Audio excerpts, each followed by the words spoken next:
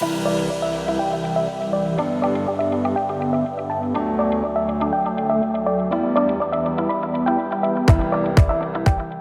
health and wellness providers, we know that better patient outcomes require a whole person, multidisciplinary approach that we just can't provide on our own.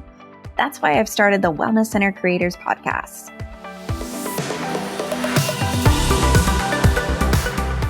I'll be bringing you interviews with experts, tips, tricks, secrets, resources, systems, and solutions so that you don't have to reinvent the wheel. And creating your wellness center won't feel like starting over.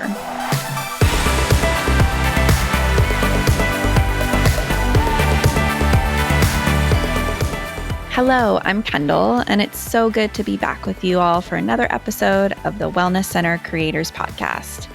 Before we dive in today, let's talk about Jane, our favorite practice management software. Jane is so much more than an EMR. The team at Jane wants to help you grow and manage your business, and they do that with helpful features like easy online booking, electronic charting, and streamlined billing. All features are designed with you and your needs in mind. If you're wanting to learn more, head on over to jane.app. You'll find more details on features that will be helpful to you as a provider and as a business owner, so you can see if Jane is the right fit. While you're there, you can also book a demo with a member of Jane's support team. If you know you're ready to get started with Jane, you can use the code WELLNESS1MO in your sign-up notes for a 1-month grace period.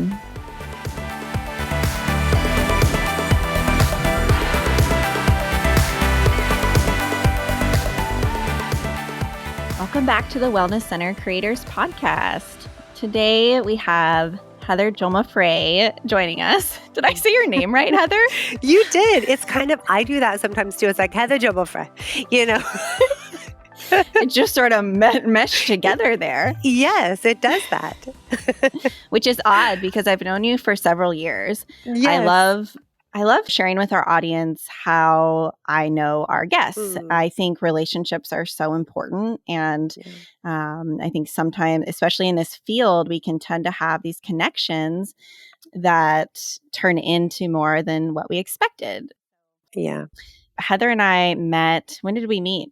2014? Yeah, I think it was because I opened the studio that year. So I met you that same year, I'm pretty sure. Mm-hmm. Yes. So Heather, at the time, owned a yoga studio, and she's an amazing yoga instructor. She's also a mom, a student, a thinker, overall movement facilitator, and now a medical worker, now an ex-yoga studio owner, which we'll talk about more later, and just a multi-passionate person. So welcome, Heather. Thank you so much for being here. Thank you so much, Kendall, for having me. It's truly a pleasure. I'm happy to be here and looking forward to visiting with you. Yeah. So to finish that story a bit, I met Heather in 2014, and another colleague of ours who is also going to be on the podcast, Jocelyn. Yay! She came and found you and asked you to teach a private yoga class for therapists. Is that right? That's exactly right. Yeah. And I was like, absolutely. I would love to do that. So we started doing that, and we had this whole group of therapists, and we would do yoga together every week. And we just formed this, you really formed this amazing, beautiful community. And we felt so safe, and we had this space to share the unique perspective of being a therapist and working in private practice, or some of us were working in groups or agencies at the time, and just having that place to move together and share those moments that really only other helping professionals really understand. So we are now all good friends, and we go skinny dipping together. Yes. Many, many adventures and more to come, hopefully. Yeah, for sure. So you've done a variety of things in your life. Yes. So Tell me what you love about entrepreneurship. It's such a great question. I was thinking about this and I realized that I come from, my parents both have really large families. My father's family emigrated from Finland. They're all entrepreneurs. I come from six siblings. Every single one of my siblings are entrepreneurs, except for my baby sister. And my father he had his own brick mason business while we were growing up. And my mom did too, actually. She did gift baskets for a really long time. So I think I kind of like grew up just around people that were like, hey, I'm good at this, or I like doing this, and I'm going to figure out how to make a living for my family by doing it. I didn't really think about it at the time just because of the circumstances that led me to open the yoga studio. But I think part of what really appealed to me about studying yoga and learning how to teach movement and mindfulness was this idea that I could kind of play with how to schedule my own time and how to kind of create classes that I really liked to teach. And I could move around and teach where I wanted, eventually. So I think what I love, getting back to your original question about entrepreneurship, is it sort of allowed me to be the creative person that I feel like I am and to kind of live life. I mean, there's, a lot of responsibility that comes with it, but there's also a certain amount of creativity and kind of fun and joy that you get to play with to make your living. And for me, and we can talk about that a little bit more later too, because now I'm working for a huge medical facility and Mhm. there are pluses to that as well. But I think entrepreneurship, it felt like it was all encompassing in a good way. It required my creativity and my focus. And yeah, I felt like I could really give all of myself to my work and kind of make it what I wanted, put things where I wanted them to be, figure out systems that worked well for me and my clients rather than kind of having to, adapt to something that maybe didn't really fit super well. Those are kind of the reasons for me, I guess, on top of coming from an entrepreneurial, family where it just seemed sort of that's what people did in my circle. Yeah. How beautiful to have those models in your life, too. Yeah, I didn't certainly think about it at the time. And I think my parents probably went through their own struggles. My father was quite successful for a while, ended up being allergic to lime, which is like a Oh, main ingredient in cement. And oh, so finally, after, I mean, he had, six kids, finally, after we were kind of old enough, he changed careers. But I didn't at the time realize how difficult the actual work was on him because of that allergy. So I think that also, right, that speaks to this kind of like it's your baby and you want to raise it and you want to like mhm. stick with it. And but it certainly was, yeah, he was a great model of how to be creative and enjoy making a living. Yeah. And I think that's really the appeal for most entrepreneurs, right? Is to I have think so. that creative freedom, the flexibility, build your own life, build your own schedule, be able to have your work sort of integrated with your family and all of those Yeah. things. And I'm curious for you. I mean, we Yeah. could probably talk all day about Yeah. also the challenges of entrepreneurship, and anyone listening, most of our listeners are business owners. So they're already going through some of those challenges. Mm. For you, what was it? What were those hardest moments? Yeah. I think, it's taken me sort of this couple of years to look back and realize for me personally, the marketing was actually really hard. Like, I feel like that took a lot of my energy. I felt like I was really consistently being like, come on, people, come on. And Please keep coming. yeah, Yeah. like, this is good for you. And Yeah. they're just looking back, I should have outsourced that. I've watched you and I've watched a couple of other entrepreneurs that I've grown to respect over time. And it's like, oh my gosh, although I don't think, I mean, even just like 5, 6, 7 years ago, I don't think it was as easy to outsource marketing like as it is now. It's I amazing how agree. much has changed. But for me, that was honestly it. Like, I just wanted to spend my time being in the studio, being around my students, 5, 6, 7 people who were interested in being there. I didn't care about having huge classes and getting a ton of people in the door. And that part of it just was really pretty draining, honestly, for me. Yeah. Yeah. And I think a lot of helping professionals can really relate to that because Mm. we want to do the work Yeah. of helping people, Yep. right? Yeah. And that when we spend our energy doing the other parts of the business, Mm. it can feel burdensome. Yeah. And I remember, witnessing that with you of Mm. it's sort of fighting against that, right? And I've Yeah. certainly experienced that in our business as well. Mhm. And finding those people who it just brings them so much joy to do the marketing piece I and know. And and they yeah. exist.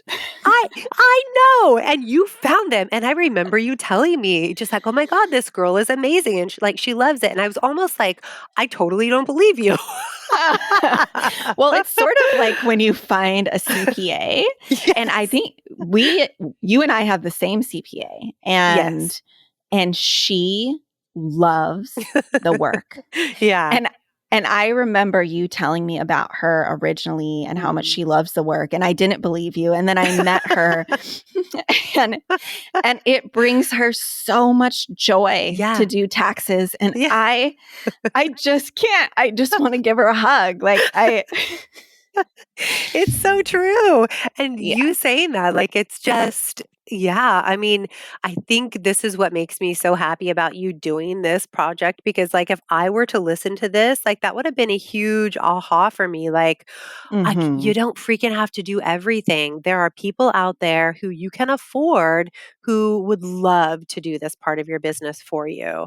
And Absolutely. yeah, and looking back, I think if I would have figured out that piece or given myself time or permission to ask some advice, to receive that advice, I think that would have made a difference in Yeah. me, post COVID being like pulling on my big girl panties going, okay, like are we going to sort of start this engine up again? So, yeah, Yeah. I mean, ask around. Like, there are people who are more than willing to do those things that you maybe don't feel passionate about, who go to school to learn how to do those things. It's actually true. Yes. Yes.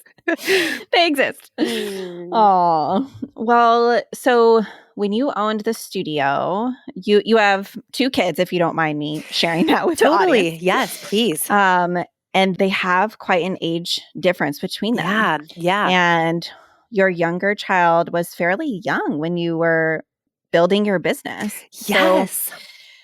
I would love to just hear more about that experience. And your older child is now Oh my 20. God. He'll be 21 in So, June.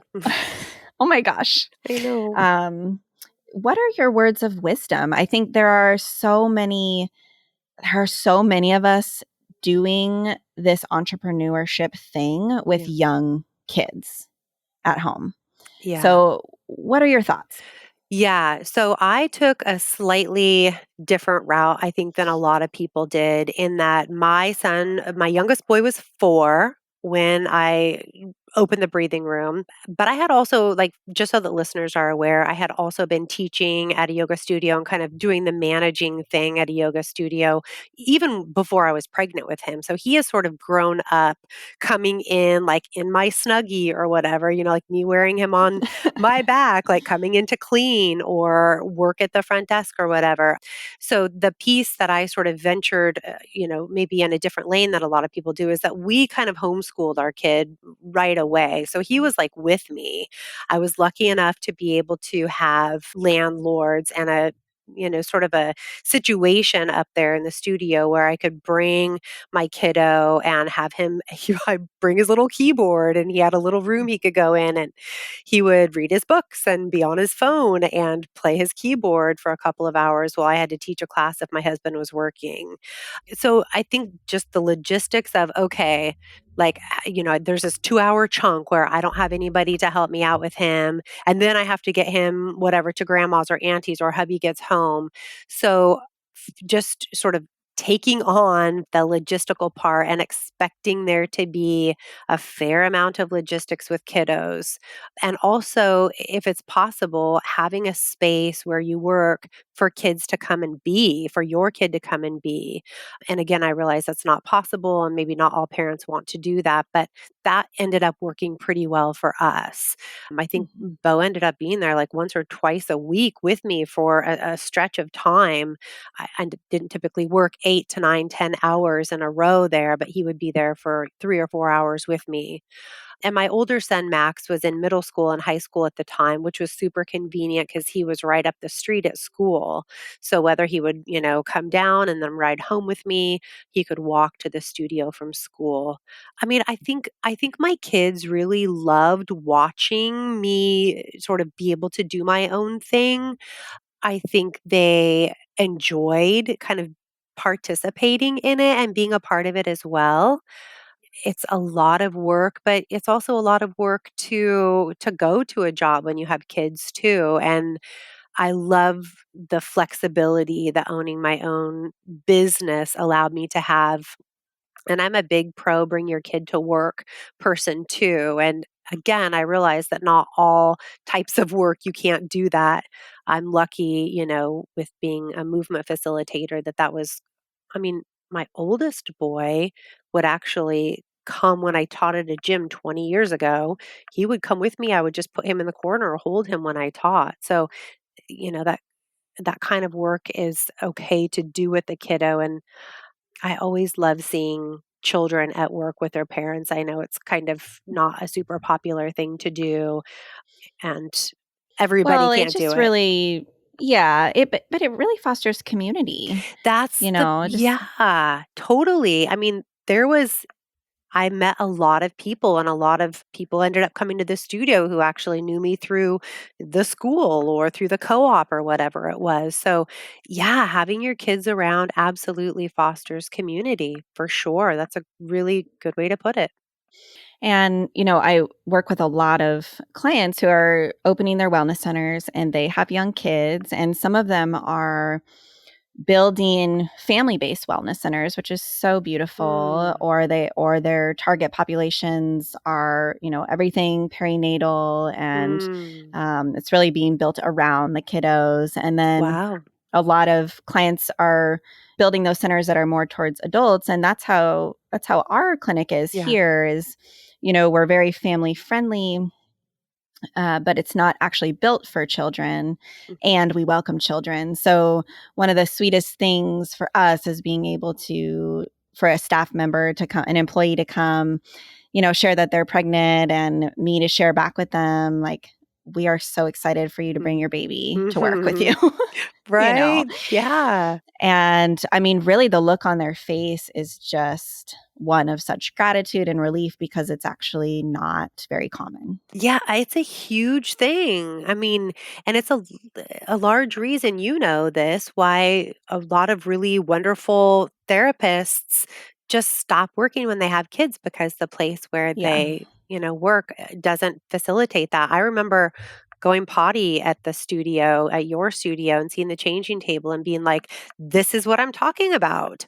Like you Hmm. didn't even have to say, "Hey kids, welcome." You just have things there that show this is a family-friendly environment to a certain extent. I mean, we have to be Sure. respectful of Yes. We what. also have to be quiet in the hall. Yeah, exactly. But I think how do we learn how to do that unless we're given the opportunity, to try, to see what it's like?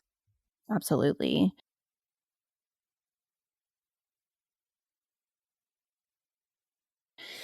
So, you taught for several years and Mhm. you're still teaching, right? Yes. Yeah, I am. Um, virtually, but your studio really brought the community together. Mm. And I'm curious, in your experience, who do you think that community-based movement classes really benefit? Mm. It's so funny. In my mind right now, I'm seeing some of like my favorite um, students who are in their 60s Yeah. and 70s. I mean, everybody's Mhm. my favorite, of course, but and a lot of these people have been with me literally since I started teaching almost 20 years ago, and so I've kind of grown up with them. But I think community-based classes they support the people who are in their 70s, who are kind of like, I'm finally done working and like I finally get to fill my days with the things that really nourish me. And having the presence of like those aunties and uncles around so that then us, more bleary eyed, middle aged people raising teenagers or raising young children, there's something so sweet that happens when those two ages mix and this older generation kind of gets to fill in the auntie, uncle, grandma, grandpa thing, and really cool relationships for me personally and that I've witnessed for other students.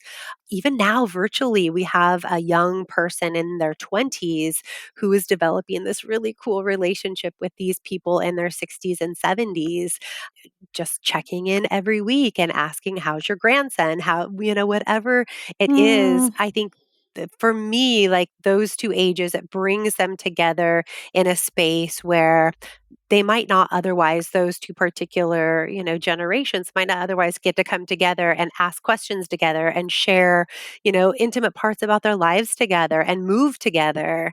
And then of course I love it when the young kids, teenagers and early 20s, get to come into and not be only with their peers but get to be around this group of people that have had these beautiful rich life experiences. And especially when you're able to foster conversation or a little bit of dialogue before a class, seeing people get to make these connections with each other.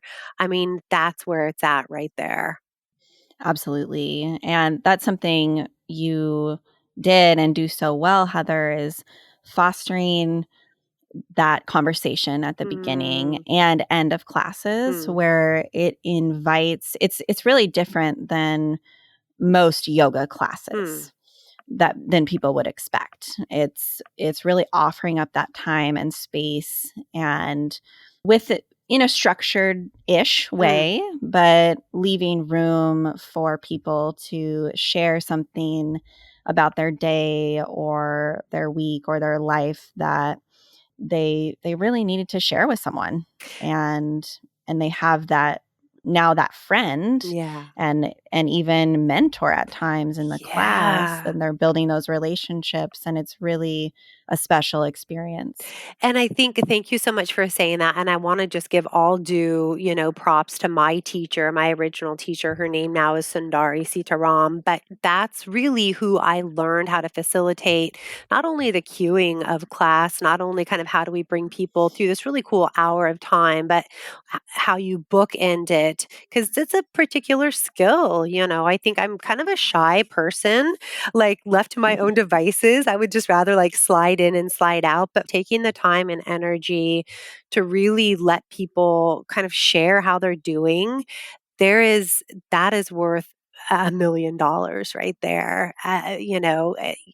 You don't have to sign up for a slot to check in. Like you just organically welcome people to share one thing about their day or whatever, sort of create a question around a poem or a quote. I'm just kind of teasing out what that actually looks like, Yeah. and I think you're right. It just helps us all to know that, like, oh my gosh, we're actually all in this together, and we've actually all, in some ways, experienced very similar things. And here's what I did about it, or here's how I've grown to appreciate that thing, or here's what I learned, and then we're all learning from each other. And me too, I get the benefit of all of that as well. Absolutely.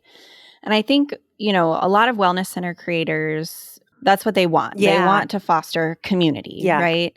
They want Good. clients and patients to, yeah, to come through the door and have that experience of finding their community. So, and I know many of these entrepreneurs out there are wanting to add yoga. Oh, They're wanting cool. to add yoga to their services. So, why should we be mindful as Mm. entrepreneurs if we're interested in navigating this world of yoga Thank you. and bringing in that studio piece? Yeah, thank you so much, Kendall, for asking that. And this is where I'm just going to speak for myself because this is really pretty private work, and I don't expect it's really important that I don't try to project this on anybody else or, what anybody else is doing. But for me, and really this came about like at the beginning of COVID when I kind of started studying and I had more time to kind of dive into my own yoga practice, there was this whole thing happening around, well, who does yoga actually belong to? And what does it look like when we appropriate practices that we maybe don't fully understand? And I feel like I came into yoga in the early 2000s at a time where it was kind of a free for all. You could call yourself a guru, you could charge whatever you wanted for classes. And everyone was just sucking it up like sponges because we were so hungry for some direction. We were so hungry, I think, just as a culture, especially like middle aged white women, hungry for stress relief, hungry for some direction, for ritual, for spiritual practice, because a lot of that it got usurped by colonization. Like, we don't really know what our ancient practices are as white skinned people a lot of times. And what became clear to me in my studies over the last couple of years is that, there are a group of people that feel like actually what yoga is it's kind of like my family's ritual. I'm not speaking for myself. I'm speaking, from other groups of people that have basically said, like, it's so easy to appropriate or to misinterpret teachings. And ultimately, down the line, this is harmful because yoga, as it's sort of originally through its original sources, is oftentimes pretty distorted by the time it gets to a 200-hour yoga teacher training, wherever, taught by someone who raised their hand and paid the money to teach it, but without sort of the lineage and without the board certification by people who actually hold that lineage. So for me, I just feel like it's really important if you're going to offer yoga, if is it actually yoga? And again, like what I'm doing mostly now is mindfulness and movement because the yoga part to me, I don't actually really even understand, the actual traditions and the rituals because I'm not Hindu, like because I don't have that understanding and that framework. I'm looking at it really from like a Western, kind of, they call it Abrahamic, like perspective. And so I think it's not right for me to teach something that I haven't been given like the stamp of approval from somebody who is actually a lineage holder. Yes, I've been given the stamp of approval from, a Western organization, but has this Western organization been given a stamp of approval? And to my understanding, the answer is largely no. It would be similar to Kendall, like to you and your husband having, a ritual that you do with your kids, and I kind of watch you do it once or twice, and then I take that and now I'm selling that to people and I'm calling it something different and I'm like teaching it in a different way. And although it may not be such a big deal, these practices are a really big deal. These come from generations of families who have a really deep understanding that, again, I think for me, I don't get completely. So for me to say, oh no, I am, qualified to teach that, in my heart, it no longer felt true. It no longer felt like Yeah. I'm not It's not my place to teach this. I can teach mindfulness, I can teach breathing from my own personal experience, and I can teach movement or asana. But to be really careful about calling it yoga, which I still do, you and I still do because it's so easy. Um, Yeah. but that's kind of the big picture for me. What it just came down to is kind of how it started to sit and feel with me. So I think that, since you ask, I would just say, see how that sits with people who want to bring yoga in. And if they truly want to bring yoga in, then that means bringing all of it in, that we talk about, that you talk about the deities and that you bring someone in who's qualified to teach from that perspective. Otherwise, call it, stretch and release or, mindfulness and movement. But be mindful that we're not just like, taking something that we weren't freely given and then selling it as a commodity, because the truth is, we all need these stretches. We all need to be mindful. We all need to learn how to breathe. But we need to not do it off of the backs of people who feel like they've already had everything taken from them, and now they don't know who the real teachers are, kind of because we've claimed to be the teacher, but what we're Mm. teaching, right, is not actually what their family meant for them to learn. Yeah. It's so important. It's Thank so you. important. And especially, the wellness industry, Yeah. Yeah. there's a light and a shadow to everything. Yes. And the the wellness industry benefits Yeah. off of yoga. Yeah. And it's so important, as especially when we're going outside of our own knowings and Mhm. our own modalities, because a Yeah. lot of us as wellness center owners aren't yoga teachers. Yeah. And so we decide, okay, we want to add yoga. How wonderful to add yoga to our wellness center. Of course, Yeah. people need it and love it and want it. And I'm going to go hire this yoga Yeah. teacher, but we actually don't know Right. all of the pieces that need Yeah. to be in place there. So I Yes. do appreciate that conversation, and I think Thank our you. listeners will appreciate it as well. Awesome. I want to ask you about your transition out of owning the yoga studio. Yes. So you did it. You created this beautiful, amazing, Mm. impactful yoga studio that served our community for years. And then you came to us one day and said, "Hey gals, I'm going to nursing school, or I'm going to go finish nursing school," right? Yeah. Yeah. And so tell us about that transition and sort of what you're doing now, and the flip side of that for entrepreneurs, right? That Yeah. it's okay to change your mind, right? Yeah. Thank you so much, Kendall, for asking that. It's and I think it kind of ties into really how I started teaching yoga in the first place. Like I was brand new, had my first baby who's now 20, like on my hip. My husband was a personal trainer in a gym. I was taking their yoga class because I was starting to feel pretty frazzled, like as a young mom, somebody who loved to move their body and wasn't really figuring out how to do that postpartum. And as now like, oh, I'm having to manage a household and, a husband. And so I started taking the yoga class and the teacher left. And this is just like at a gym, like no big deal. And so they asked me to teach yoga. And I'm like, I don't know what the hell I'm doing. And so that's when I found my original teacher. I was like, I need to take my own classes instead of just like reading it from this pamphlet.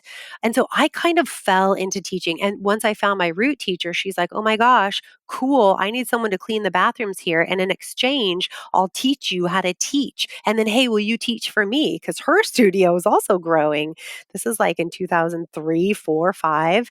So, I was like, oh my gosh, now I have this other job. Cool. And I can learn yoga. Like, I love it. I was totally loving it. She was amazing. It was a really cool experience. And then she ended up selling the studio and moving away 10 years later. This is like a long time fast forward.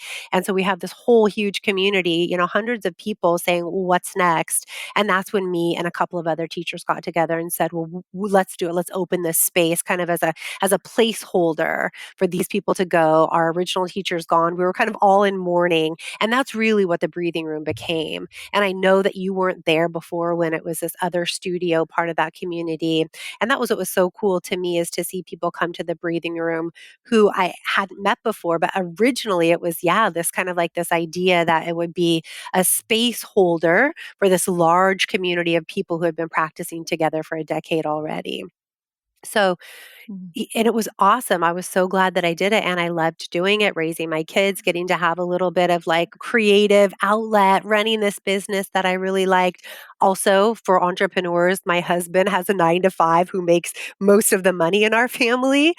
So that, That is yeah, one of the for most real. important points of Yeah. this Mm, entire yeah. conversation, and I am in the same boat, Yeah. and it's important to say that. Thank you so much because I totally agree with you. I think that if the situation had been different and I was having to be the money earner, I would have not had the freedom to say, "Oh, I don't think this feels right for my heart for me to teach this." I probably would have been like, "No, I need every membership that I can get to keep these doors open." So, like, I understand it, but I also think at some point we all have to pick and choose, what we're going to sell our soul for or whatever.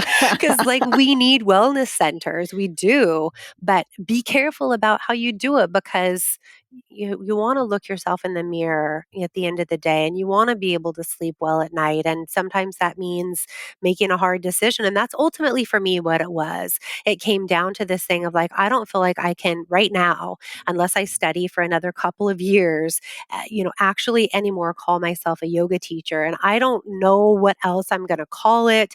I'm not a Pilates teacher. It felt like it kind of needed like this whole revamping after COVID.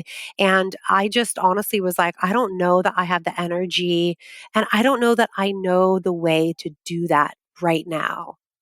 And so Yeah. for me, the answer was to honor that for myself.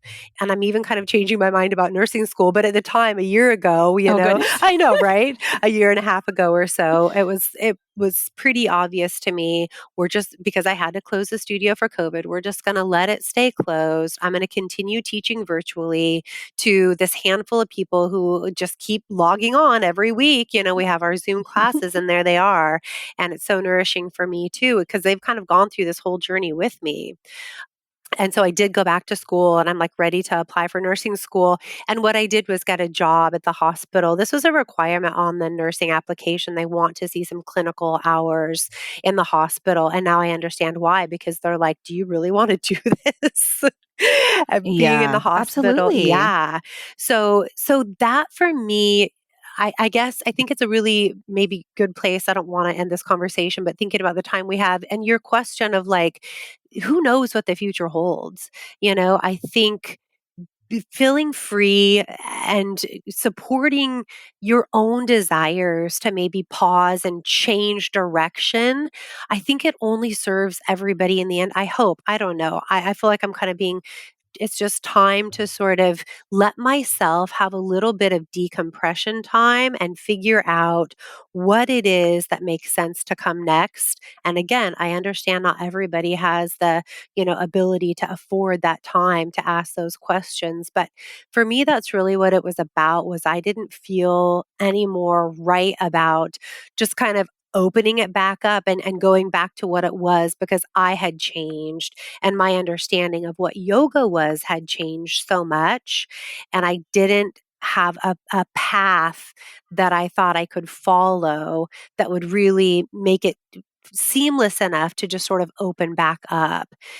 So it just feels like this little bit of retreat time. And, like I kind of, you said in the beginning, I feel like I'm a multi passionate person that I'm like, oh, I want to try this. And I've always wanted to do that. And after really spending 20 years kind of focusing on being a parent and really putting some other things that I wanted to do aside to tend to the yoga community that we had created and to tend to being a parent, I'm so grateful that I have the time now to make some different choices and to maybe pursue some different things that I feel passionate about and just to be open to like what is that? What do I want the next 20 years to look like?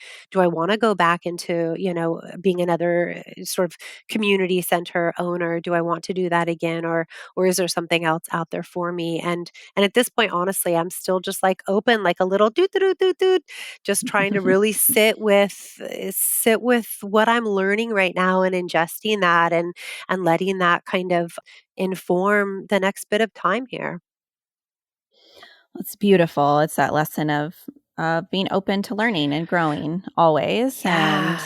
and that we can do different things. Yeah. We can change our mind, and we can have phases that are impactful parts of our lives, and we can shift to doing something else for the next phase. And Yeah. so I've just so enjoyed having you here Mm. today and this conversation. I know you wanted to offer our listeners to hop on and take a virtual class with you for Yes. free. So, Yes. how do they do that? Yeah, super easy. So we had kind of joked about my name in the beginning, Heather Jolma-Fray. It's a I handful, know. but that's literally it. And it's just heatherjolmafray.com. They can look on your website probably, or I'm sure you'll include a link on Yeah, this podcast. we'll share the link. Wonderful. And it's just so easy. Like you literally just click and you can log on to the class. There's not a paywall there. And I teach 3 to 4 classes a week, depending on what my hospital schedule allows. And everybody's welcome. Come and check it out and see what you think and ask me questions. Always send me email, call me, show up early, ask a couple of questions. I'm totally, totally here for that. Well, thank you so much. And I'm here to tell everyone who's listening, if you get a chance to take a class with Heather, you will be so glad that you did. So I encourage you to hop on and do that. And Heather, thank you so much for being here. Thank you, Kendall. It was so wonderful to get to connect with you a little bit. And thanks for your thoughtful questions.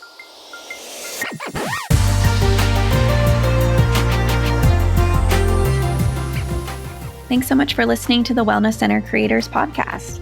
I hope you enjoyed the episode. Please visit our website at wellnesscentercreators.com for more show notes and additional episodes. By the way, I love hearing from listeners.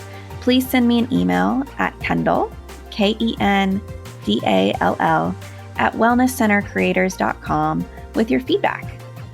And if you send me a question, maybe I'll read it on the show, anonymously, of course.